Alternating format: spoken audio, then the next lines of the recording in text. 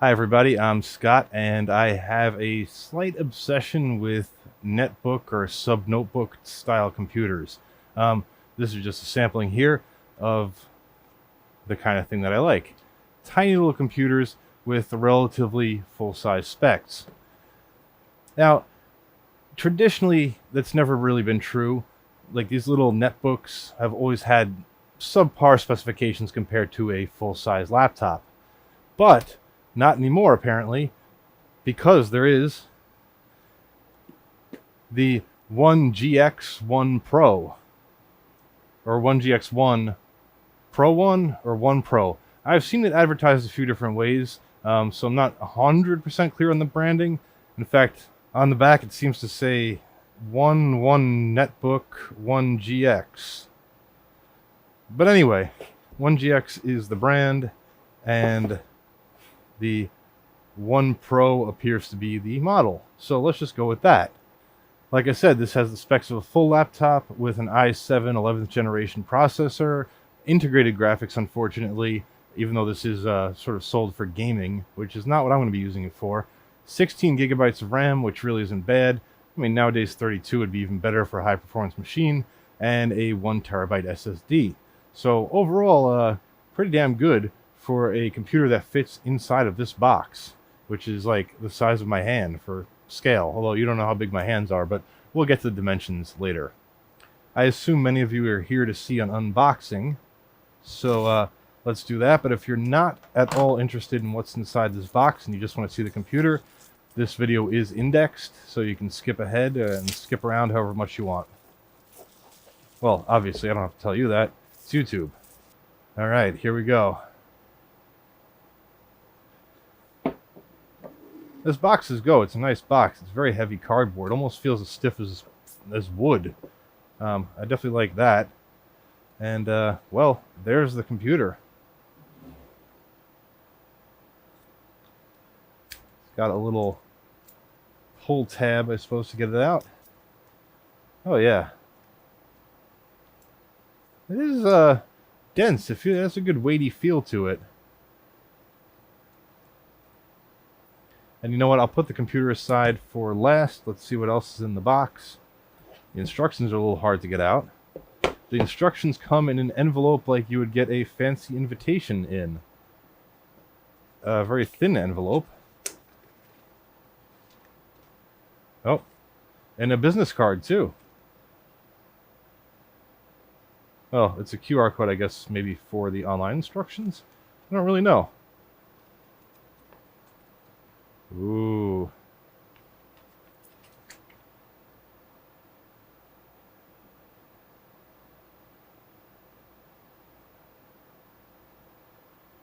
This maybe isn't the best way to show you all the instructions, but I figure you can pause it if you want to read these in more detail.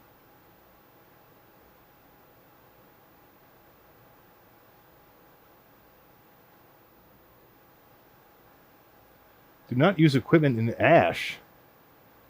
Okay, I won't. I promise.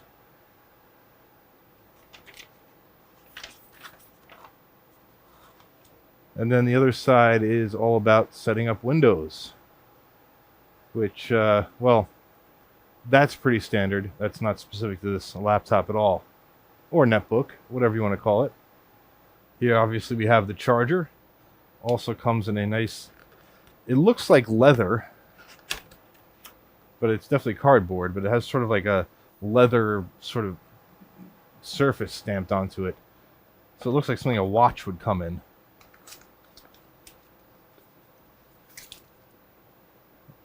Alright, braided nylon charging cable. Nice touch. That's it for that. And a nice compact charger. Rated 20 volts at 2.25 amps.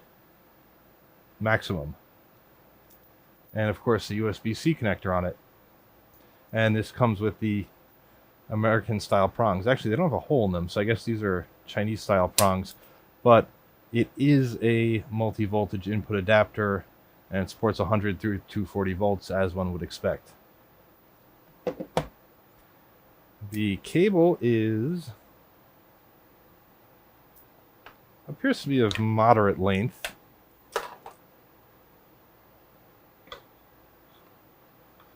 I would say that's about 4 feet, or maybe just a little over a meter. Yeah, it might only be a little over 3 feet.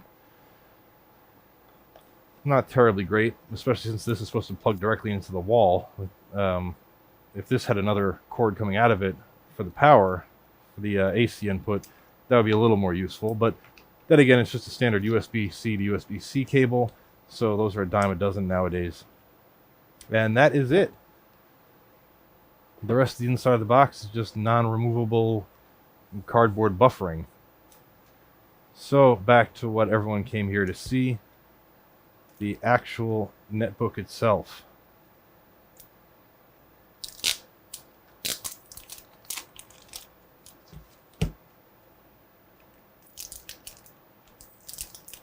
I feel like this should be easier to open than it is. I'm just kind of screwing it up. Of course, it has the Intel Core i7 sticker. And the serial number says 512 gig plus 512 gig. So does this have two 512 gig SSDs? I'm not sure. The bottom has screws on it, so maybe we'll find out when I open this up.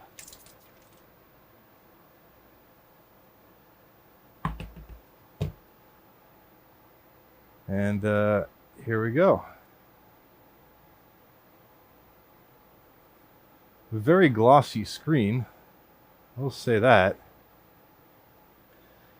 And did this ship with a charge? The power button's right here, dead center, below the screen. And it looks like it did. Little blue power LED came on right there. Yeah, OneGX.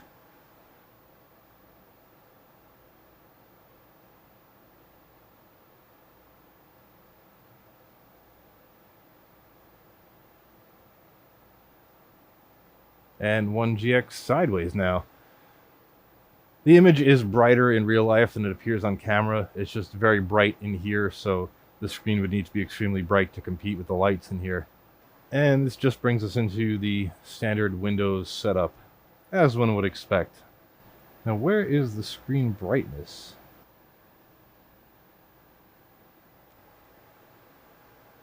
Oh, no one wants to talk to you, Cortana. Okay, so supposedly this little nubbin here is like the touchpad, except it's just the size of your fingertip. Well, smaller than a fingertip. Let me shut up Cortana. So, mouse as such is this little nubbin here, which is right here, dead center. And as you move your finger along that, it moves the cursor across the screen. It's actually pretty intuitive and has a pretty good feel to it. I am pleasantly surprised. And then, of course, you have the right and left mouse click buttons. And this does not appear to be clickable. It's tappable, but it doesn't act as a middle mouse button. And I'm just going to speed through this Windows setup because it's nothing you haven't seen before.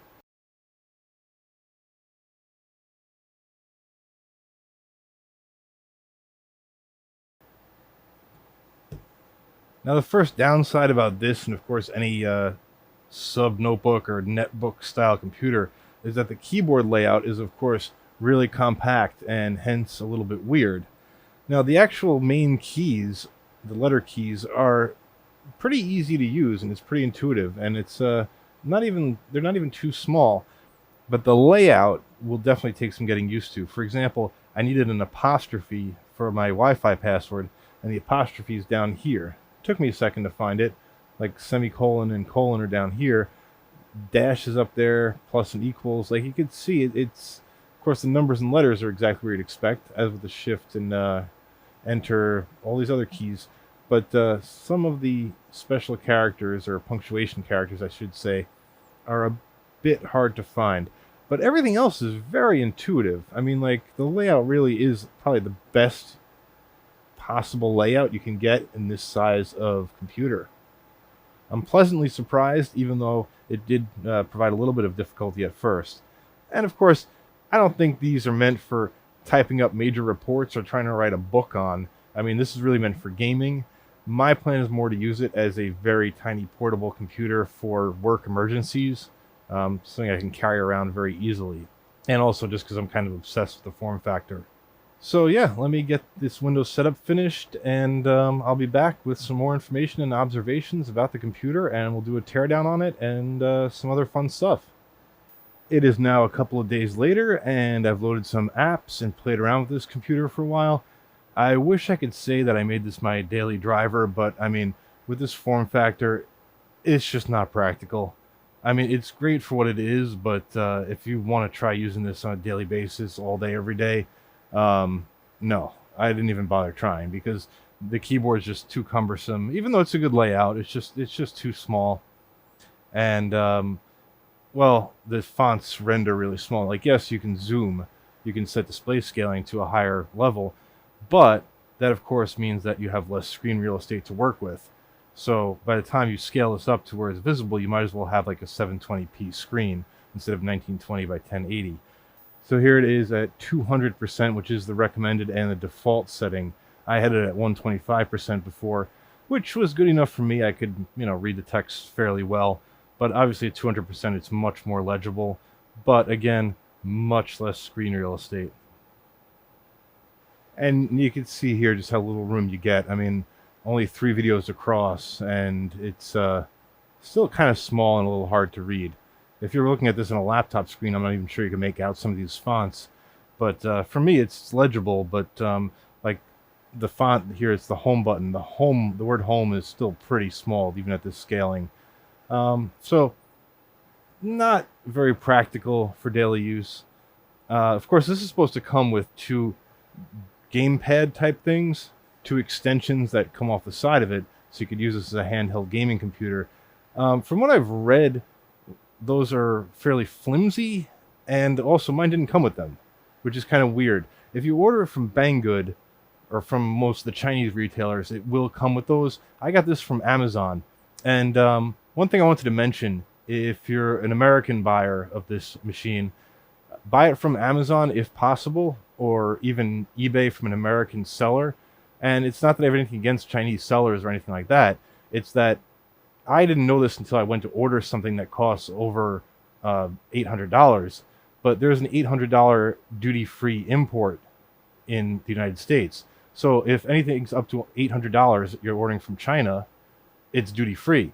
But once it's over $800, you have to pay extra duty on top of that. So I ordered something, and it was like an extra 15% more expensive due to the taxes on it, and it got held up in customs for an extra couple of days. So, yeah, obviously this is more than $800. So if you order from China, expect to pay duty on it. If you live in a country other than the United States, I can't tell you what your laws are, but definitely check into that before ordering anything expensive from China, because you may well owe taxes on it. And this was competitively priced. On Amazon, this was about the same price for the same level of specs as it would have been on Banggood or AliExpress or anywhere else that I could find it. So, yeah, just a little tip there. And now, as promised, let's open this thing up and see what's actually inside. These are very tiny screws with very tiny screw heads. Like, need a very small driver for these. It looks like there's one screw under this warranty sticker, I suppose. Let's see if we can just stab right through that.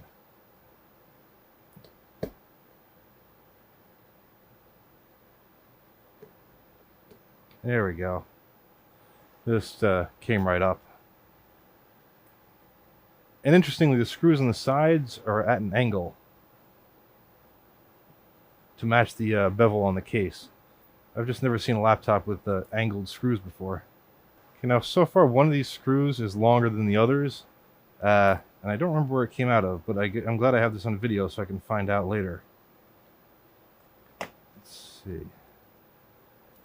Oops. Still got a little catch on this one. Alright, so it appears the long screws are towards the back of the unit. Just for my own reference, and yours if you're ever taking one of these apart. Alright, well, first off, we got a decent sized lithium ion battery, or lithium polymer. I'm not sure which, 8.8 volts. It says 12,000 milliamp hours, so 12 amp hours. We do have a replaceable SSD, which is pretty awesome.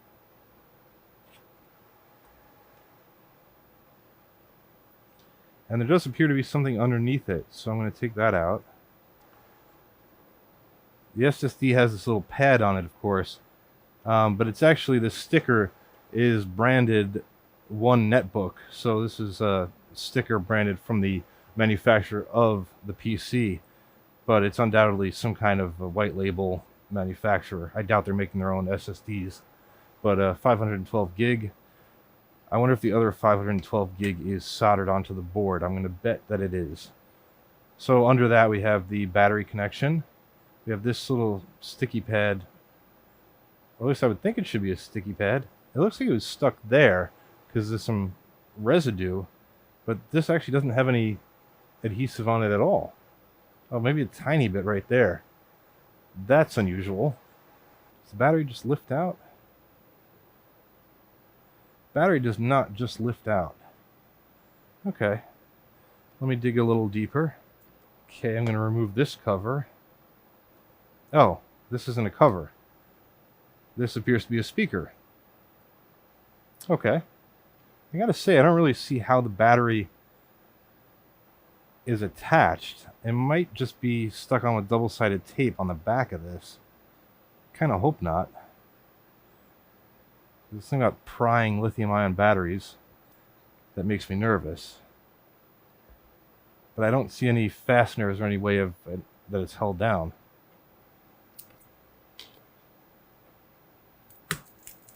Oh, yep. Yep. It's held down with some double-sided tape right there. Wonderful. So I think this is just the back of the keyboard right here. In fact, I can sort of feel holes where the keys would line up. So that's probably not terribly interesting. Probably all the interesting stuff is under here, near the fan assembly, of course. So I shall dig yet deeper still. And interestingly, it looks like a piece of metal has broken off here. There's a very jagged edge. And that's approximately where this pad probably was. So I don't know if there was supposed to be a piece of metal there that either was removed during manufacturing, or I don't think it's still rattling around inside. So it must have been broken off during manufacturing. That's interesting. In fact, speaking of which, what's under this little cover? Ah, it's a couple of inductors, it looks like. And there's two more screws back here that I'm hoping will allow the rear bezel to come off. It sounds like the rear bezel is actually stuck down with some adhesive as well, which might make it a bit difficult to remove. Well, that was a bit of a severe misunderstanding on my part. I didn't notice that there were two screws on the back of the unit that were actually holding this bezel on. And while there is adhesive under there, it's not actually holding this in. It's holding some, like, the LED strip in place, I think, that lights this up. And that is connected by this connector, which I unhooked before pulling the back off, fortunately. So I don't think I damaged it, because I was prying at it with a nice plastic pry bar. It looks like it's in fine condition, so fortunately I don't think I broke anything, and now we have access to the underside of the computer. And then there's this metal shield covering some of the good stuff, probably.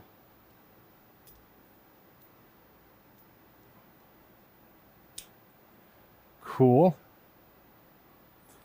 And that just shows some other padding, and of course the heat pipes.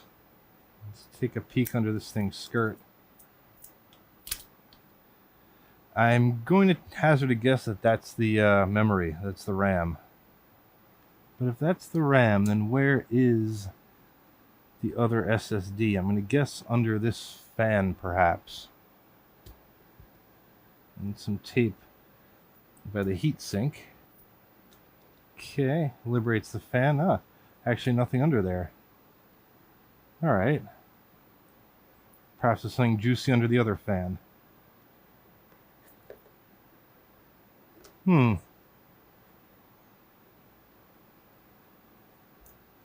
Doesn't look like anything too juicy under there either. Now there could be components on the other side of this board, of course. In fact, there almost surely are. So to get to those, we have no choice but to remove the heatsink from the CPU. Okay, I don't know if that'll liberate these two heat pipes in the heatsink. Oh, yep.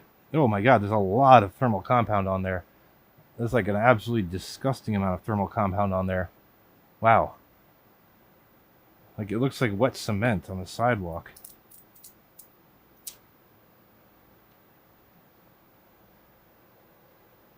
In fact, I'm going to need a paper towel to put this thing down on, because it's just all over the place. Well, there's the CPU under there. I kind of want to clean off the thermal compound, but there's so many tiny little surface mount components all around the CPU. I'm just going to end up wiping it onto those probably. So I'm going to leave it as is for now and just try to work around it and not get it everywhere. This connector is almost certainly for the screen, for the data connection. Then I'm going to guess one of these is for the backlight. And I'm not honestly sure what this one is. But this definitely looks like the type of high density, highly shielded connector that you would use to drive the display data. Yep. Ooh, nicely gold plated too. Very nice little connector.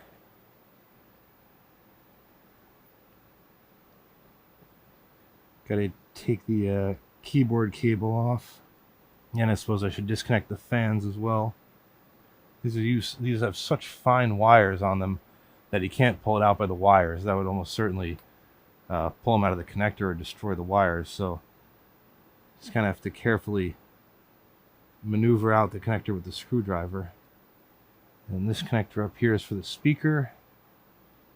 Then these two connectors up here that go to, well, one goes to the display. I believe the other might be actually the backlighting for the keyboard. It's not released yet. There's got to be some more screwage.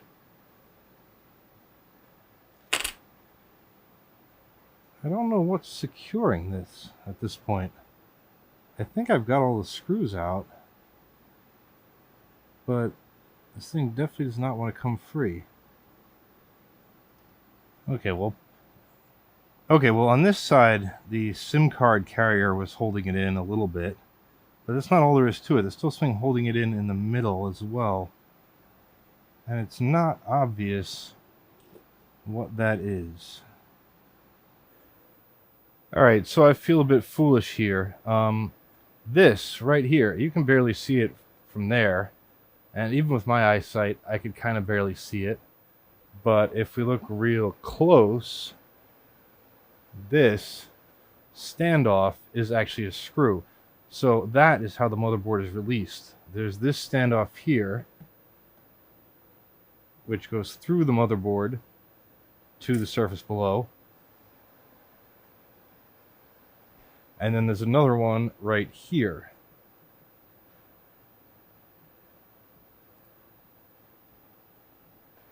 And the reason this fooled me so much is because the heatsink is held on by 4 standoffs. Or 3 standoffs rather, one here, and then one all the way on the other side over here. And these are actually soldered or somehow attached to the motherboard. They don't go through. So it turns out with those 2 standoffs removed, this board should come out. And it's no longer attached hard, but I think there's a wire or something holding it in. Now there's a couple of wires holding it in. Okay. So there is this connector here. Not exactly what that's for. Not exactly sure what that's for. And then another connector under here. Sorry it's out of focus, but you'll have to believe me.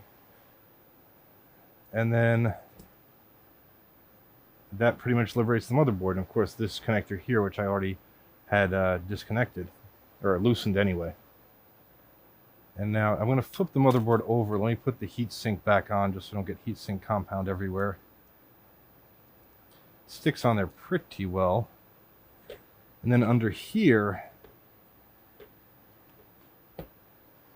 is like a little wireless breakout board. Like, I think that's the Wi-Fi module, maybe Wi-Fi and Bluetooth, and it's got these little antenna wires coming off, and one of them dead ends on this pad. So I think this actually is not a through connection after all. This is actually an antenna, this little foam pad right here. You see his wires just tacked onto it, and then it's got some copper foil there. Sort of a weird arrangement, but yeah, there you have it. So there is a bit of tape sort of holding this together, and then one antenna wire connecting the motherboard to the chassis.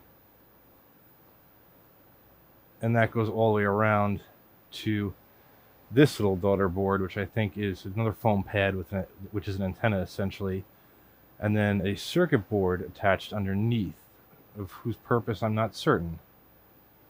Ah, this looks like a Bluetooth module because it's got this little antenna trace on it.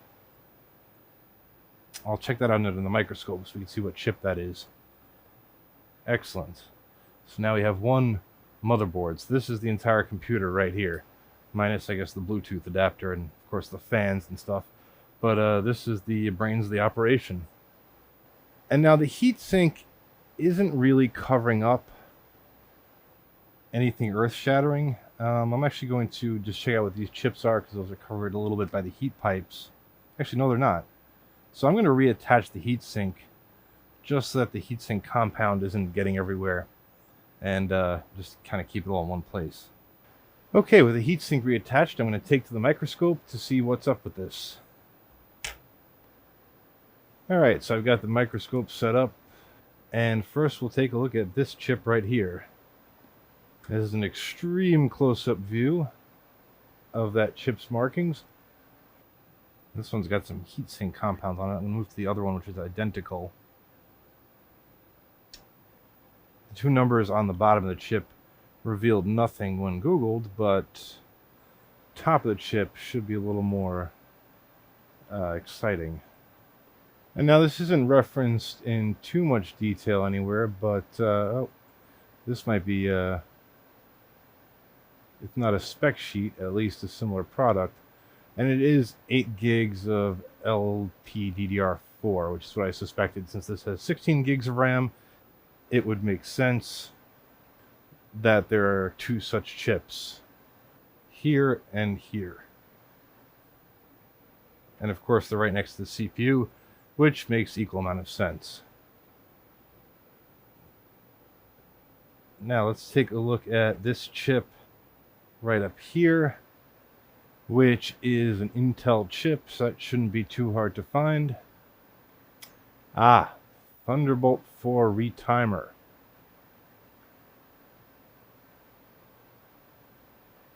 Well, that's exciting. Now I'm going to go after this chip right here next to the heat pipe. And it's another Intel chip, JHL 8040R. Oh, it's the same chip. I've already forgot what I was looking at. Okay, so there's two Thunderbolt retimers. Brilliant. Moving right along, there is a nearby chip,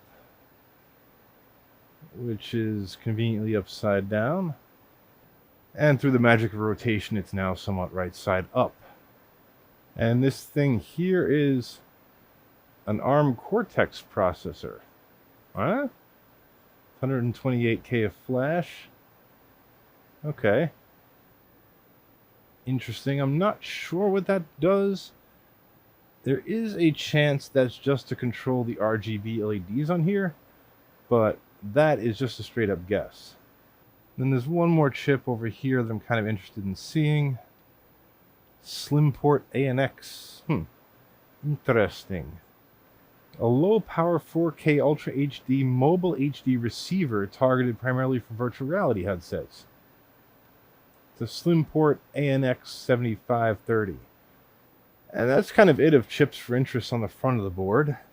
Now I want to check out the back, which I'm going to assume somewhere has 512 gigs of storage. In fact, I wonder what this chip is. This is almost certainly the 512 gig flash chip, the SSD chip. It's actually branded One Netbook on the chip itself, which is highly irregular and unexpected. And at the very top, it does say BGA SSD. So there you go. That 512 gig is absolutely soldered to the board. And I should point out, this is why you can only get this thing spec'd with 512 gigs of storage and a cellular modem, or a terabyte of storage and no cellular modem, because there's only one M2 slot, and it, in my case, had the SSD in it. But this would have to be dropped in place of a cell modem if you wanted cellular connectivity. Of course, you can also get this with just the 512 gig with nothing in that slot. And that might be a good bet, because then presumably it would still have the slot and you could upgrade it as you please. And let's see, we only have one other major chip, and it's all the way down here at the other end. And this is an ITE IT5570E128. And it is a highly integrated embedded controller with system functions suitable for mobile system applications. Well, sure. ACPI, keyboard controller, matrix scan, PWM and ADC for hardware monitoring, PS2 interface, BRAM, CIR, and system wake-up functions for system power management. So it's like, amongst other things, a power management chip. Cool. This lady seems way more interested in it than I am. And just to the left of that ITE chip is a kind of corroded Wi-Fi adapter. Let's see if I adjust the light a little. Oh yeah, there we go. And it appears to be this Wi-Fi module. So if you were curious, this is what's inside of this machine. It says it has Bluetooth 5 support. I thought that other device was a Bluetooth daughter board, but maybe not. Let's take a look at that next. Here's this tiny little board which has the antenna trace on it. So let's see what's going on there. Ah, that chip is extremely hard to read. Yeesh. Does the board have any markings that would give clues? There's the antenna trace. There is a marking on the board, but I don't think that's necessarily going to bring back anything, but I'm going to Google it anyway. Nope. That's not going to bring back anything useful. Probably because it's very proprietary. Let me see if I can clean off that chip. It's got a 16 megahertz oscillator. Alright, let me see if a touch of rubbing alcohol does the trick.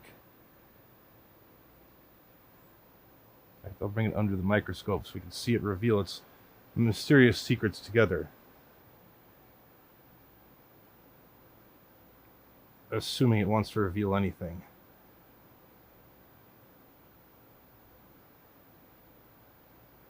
Ooh, maybe it does. Shamwam? Shanwan. Oh, it's actually BM706 is what was printed on the board. Interesting. Not quite what I was looking for. BM706 shock absorber. No, it's definitely not that. That's a pretty common model number, probably. It also says 2009 1388 on it, I think. Or 1S88? No, I'm not finding anything for this, so if anyone has a line on this chip and what exactly this module does with its little oscillator and some support circuitry, please do let me know. Well, I hope that was enough of a teardown for you and complete enough. If you have any questions, feel free to post them in the comments. Hopefully I'll be able to answer them without taking this thing apart again. I will take some high-resolution photos of the board and upload them to my website at this address down at the bottom of the screen. I haven't decided on at the time that I'm saying this out loud. Yeah, go there and you'll be able to see high-res images of the motherboard. And I'll be back after I put this thing back together so we can look at it some more and do some more testing. So I shall return. Well, the little guy is back together and functioning just fine. Took a little bit of checking the video to see what screws go where, but it worked out well in the end. Anyway, it works okay as it did before, but the testing I was going to do was playing some games, because this is sold as a gaming netbook type thing. I would argue no, now that I've tried it. I read reviews where people had success playing a variety of different games at like 720p or 13 whatever by 768 and at low quality settings. And I don't doubt that that's true. I mean, I'm sure it can play a lot of games successfully. I wanted to try 3 games: Doom Eternal, Apex Legends, and World of Warcraft. They have 3 separate engines, and they're 3 fairly different games, but all in a 3D perspective and fairly intensive games. Well, except for World of Warcraft, that's not really, but as far as hardware goes. And this did not really live up to the hype. First of all, I had a weird problem. I have an Elgato capture card, 4K, and I've never had an issue with it picking up on any signal. But for some reason, the HDMI signal out of this, it just would not capture off of it. It detected it as weird resolutions. At one point, it had like a ghosty sort of like discolored image. So I went down to an Elgato HD capture card, like a fairly old USB 2.0 device, and that actually worked fine. So very strange. I don't know. I did hook up to a regular monitor, and it worked fine. So that could have just been some kind of a weird glitch with the cable and the capture card and whatever. But I'm just wondering if anyone else has any experiences with weird output on this, because I assume there are plenty of times where you're going to want to use this with a larger screen, and I don't know, that just had me a little worried. Could just be the capture card, so I wouldn't blame it on the laptop necessarily. As for the games, Doom Eternal just refused to run. It said it's incompatible with this Intel chipset. It gave the option to hit play. Hitting play just appeared to start loading the game, and then it just crapped out and just left me in steam, both figuratively and literally. As for Apex Legends, it ran. Like, going through the cinematics was fine, the menu was fine, the lobby was fine, but once you got into the actual game, it was absolute dog shit.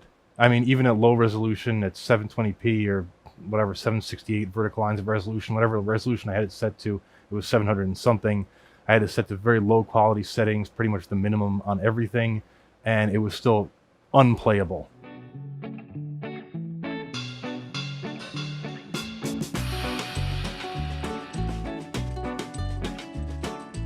That might not be your game of choice, nor might be Doom Eternal. I did try World of Warcraft. That ran absolutely fine, totally smooth, even at 1920 by 1080 or 1920 by 1200, which is the native resolution of this panel. I think I said it was 1080 before, but it's actually 1200. It ran fine at relatively low quality settings. That game doesn't really beat the hell out of a system anyway, and if that's your cup of tea, this system will work fine for it. The screen real estate is really small, and that's one thing I found, that even on the playable game, and even on Apex Legends, while just like trying to watch the footage of the game, it's just so small. Like, unless you have the screen really up to your face, it's very hard to use, and especially at low resolutions, like, you're really crammed in real estate wise, like maps and heads-up displays and stuff, and character names are just way too large compared to everything else. It was just uncomfortable to play, which is to say nothing of the tiny keyboard. I mean, for me, even I'm a lefty, so that's why I have the mouse on the left-hand side. Usually I use the actual arrow keys on a real keyboard, which is fine for me. These are way too small, as you can see. But, it's fine. This thing's small enough, I can easily have the mouse in my left hand and WASD on my right hand. But even those keys are a little too small. Like, I kept mashing the keys next to them. It's very tight. Like, I maybe have bigger hands than average, and sort of fat fingers. So for me, it's not comfortable at all, even when using WASD as opposed to the arrow keys, which is just completely improbable to use. With an external monitor, a keyboard, and a mouse, I mean, I would recommend a mouse anyway, then sure, it might work fine for you, but then why not just have a larger laptop? Anyway, if you're looking for a gaming laptop, don't buy this. It is ultra portable, but it is going to let you down. Just get something with discrete graphics. Even something like a couple of years old with discrete graphics is going to beat the pants off this, and you could probably get one used on eBay for like half the price. Might not have the latest chipset, But even if you're a couple generations behind, it's still going to be better than just the built-in Intel graphics. That would be my take on it anyway. And that brings me to the gaming side sticks. These are always featured in the promotional material for this laptop. And didn't quite understand the point of them. I didn't have them, so I haven't tried them. I'm still dubious. Now, this thing can't run games that well anyway. And it's like, if you're a PC gamer, what are you going to do with like analog side stick controllers? It's like, what? You're going to use a mouse and a keyboard. That's the whole point, at least as far as I'm concerned. That's not like a PC gamer master race comment. Don't get your panties in a twist. It's just like, if you are gaming on a PC, isn't the mouse and the keyboard the whole point? So, I don't know.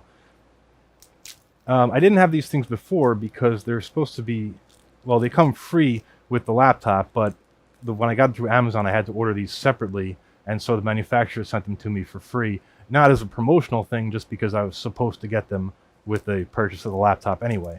And maybe not the manufacturer, the seller on Amazon anyway. So I'll do a quick unboxing and attach them to the thing just so we can see how it goes. As with the laptop, netbook, whatever you want to call it itself, nice enough packaging.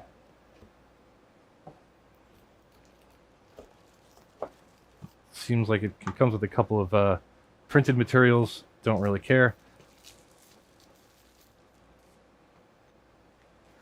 A carrying case that is humorously almost the size of the laptop. It's actually thicker than the laptop, but obviously a little bit smaller in the other dimensions. Well, in one dimension anyway. So, I don't know, kind of silly to carry this around. When you're carrying that around, like, you might as well have a full-size laptop by then, but whatever.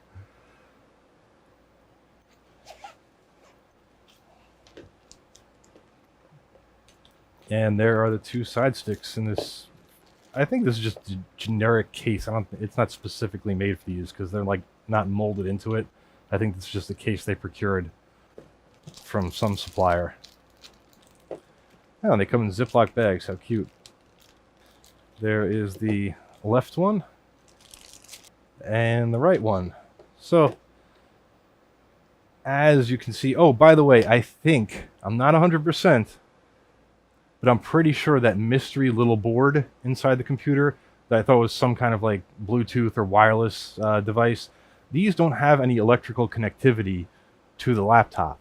Like this is all plastic on the outside. There's absolutely no metal pins, so there's no way for these to connect digitally to the laptop other than via wireless connection, and so that must be what that little receiver board was for.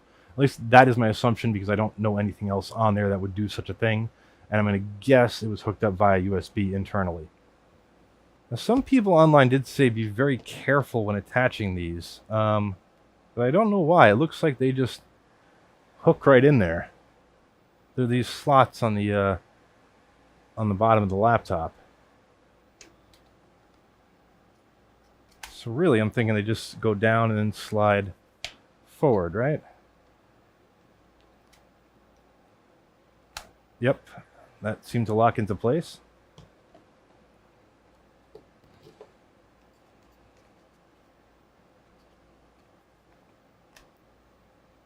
Yeah, not a super tight fit, but it fits. And here's what you see in most of the promotional materials. So now you can do handheld gaming. Woo! Feels a little flimsy, like these have a decent amount of flex to them. But I'm not too worried about, like, if you're holding these, the laptop dropping out, because of the way they're keyed in.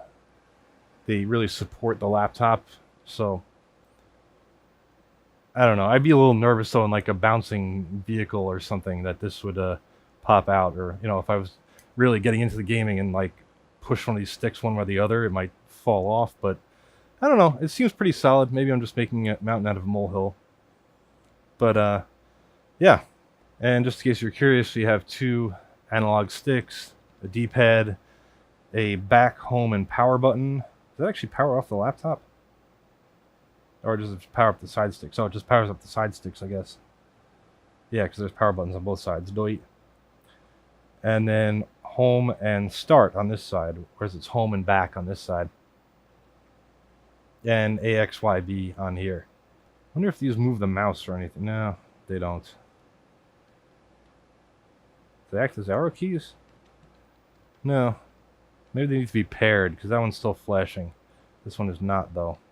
Look, I mean, they're controllers. I don't even care, to be honest. Like I said, I don't find this that useful for gaming. I'm not a gamer. I didn't buy this for gaming. So to me, none of these are issues. It sounds like I'm being very harsh on this, and frankly I am, because it's sold as a gaming netbook, but it's very limited in gaming. But it's very good for watching video. The battery life was decent at like 6.5 hours. It has a very nice looking screen. It has a very solid build quality. Overall, I like it. I like it a lot, actually. And for my purposes, I want it as this ultra portable sort of like productivity workstation type dealie, so that if I'm on the go, I can get work done in an emergency, because I got to do IT support of a whole bunch of different crap. Very useful to have a tiny laptop with me, and just an extra powerful one, because it is, for productivity applications, it's very snappy. I mean, like, actually quite usable. It's 16 gigs of RAM, nice SSD. How can you go wrong, right? Intel 11th generation i7 processor is great. It's not a bad little laptop, but for gaming, no. And I really don't understand the side controllers. It looks cool. They feel much flimsier than the actual laptop. It's very bendy. Yeah, I won't be using them. And I'm not going to be demoing them, because like all you're going to see is me twiddling my thumbs and the character moving on the screen. It's not going to be exciting. See if they come off as easily as they went on. Yeah. See, that's the thing. They just kind of like... It takes a decent amount of force, but if you slide it back, it just pops right off. And like if you're gaming and like really, I don't know, into it, there's a chance that could pop off. I mean, I wish there was something that like would secure it, like a screw or something you could add. Like, locking in like this is great. This one's actually a little bit looser. This one came out much more easily. The good thing is this, they're actually connecting into the metal of the case. Like, this is entirely metal right here. So it's going to hold well as far as supporting it from the case of the laptop itself. It's just these do seem a tad on the flimsy side. Oh, yeah, and they're right and left trigger buttons as well. 2 on each side. Should have noted that. Sorry. They don't have a bad feel to them. I mean, but also remember, even though this isn't heavy, it's heavy for something you're going to be holding like this for a long period of time. You know, in of itself, it weighs this much. I'll weigh it afterwards. And yeah, so light, but not light if you're holding it like this for an extended period of time. Oh, one thing I didn't go over was the ports. Everyone would want to know about the ports on this thing. So on the rear, we've got a USB-C for power, a USB 3.0 Type A port, and a USB-C port, as well as a headphone jack, which is a nice touch. I like a headphone jack. Everything's pretty much Bluetooth nowadays, but you know. SIM card slot if you have the WLAN adapter. And it looked like there was also a spot for a TF card in there on that carriage as well. And on this side, all you have is out, and that is a micro HDMI. So micro HDMI, power, USB Type A, USB Type C, and headphone. SIM card slot. That's it. And that's all you get. Headphone jack is also very good because, I mean, you wouldn't expect major sound out of this. We saw the speaker was tiny and located in the middle of this. The sound is not great. In fact, it's pretty poor. But better than what I expected. Let's put it that way. So I guess you kind of already know what I think about this. It is a well-made, nice feeling, you know, seemingly good quality netbook. And those are hard to find nowadays. There's a lot of cheap ones out there. There are cheap looking ones, cheap feeling ones. There are a lot of underpowered ones with like Atom processors and Celeron processors. This is a fully spec'd PC, albeit without discrete graphics. And so it's still quite a usable machine for a lot of purposes.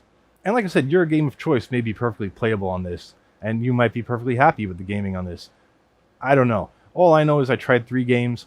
One of them wouldn't play. One of them just wasn't playable. And one of them was fine. So it depends on your game of choice. I can't test all games for you. And this was more about the netbook itself rather than its game capabilities. And as far as the netbook itself, if you need a tiny little laptop to carry around with you, I would recommend this. Oh, I happened to find a sleeve on Amazon. This is just like a little tip. This is not a promotional thing. I bought this myself.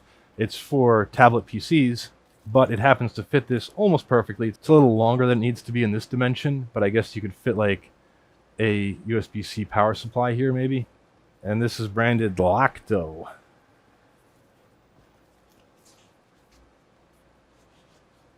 And fits in there quite nicely. So yeah, if you need to throw this into your luggage or whatever, seems like a good option. I just randomly sort of picked it out off Amazon hoping it would fit, and it did. So there might be better options out there, but yeah, not bad at all. So get it or don't, I don't care. This isn't a paid promotion. I just wanted one for myself and figured I'd share with you the internals of it. That's really what this was more about. And so thank you for watching. If you have any questions, post them in the comments. Chances are I won't respond because I tend not to read the comments, not because I'm a dick, but because I just don't. I don't know. Occasionally I'll respond randomly. Anyway, if you like the video, please hit the like button. If you subscribe to the video, subscribe the button. There's a bell button. I don't actually use that. I mean, I'm on YouTube a lot, and I don't use the bell icon because I just check subscriptions periodically to see who posted new stuff. I don't need a notification, so I don't know. Don't click the bell icon. That seems annoying. It's like awkward for me if I post a video and I know people have that bell icon on, and like if I post a video at 2 in the morning or something, if you're in the same time zone as me, or if I post it in the middle of the day here and you're in a time zone where it is 2 in the morning, you'll get a notification and then I feel weird about it. You know what I mean? Do you care? I don't know. Anyway, so don't hit the bell icon and don't subscribe. I don't know. Do whatever you want. I have a nice new laptop. I guess I'm good. I might keep him to play with him some more. This is a horrible ending to a YouTube video. You can stop watching at any time.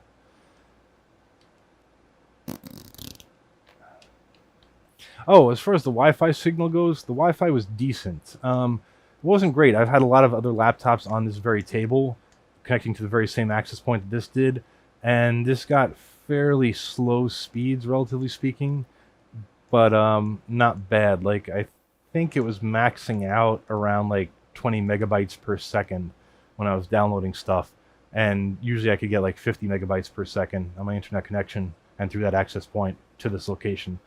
So I did end up hooking it up to a USB-C dock port expander, whatever you want to call it, which has Ethernet. So, and when I was testing out the games, I was testing out with the Ethernet connection. So none of the problems were due to network lag anyway. It was definitely just that the CPU was getting overloaded. Oh, I forgot to mention, it also has a touchscreen. Touchscreen.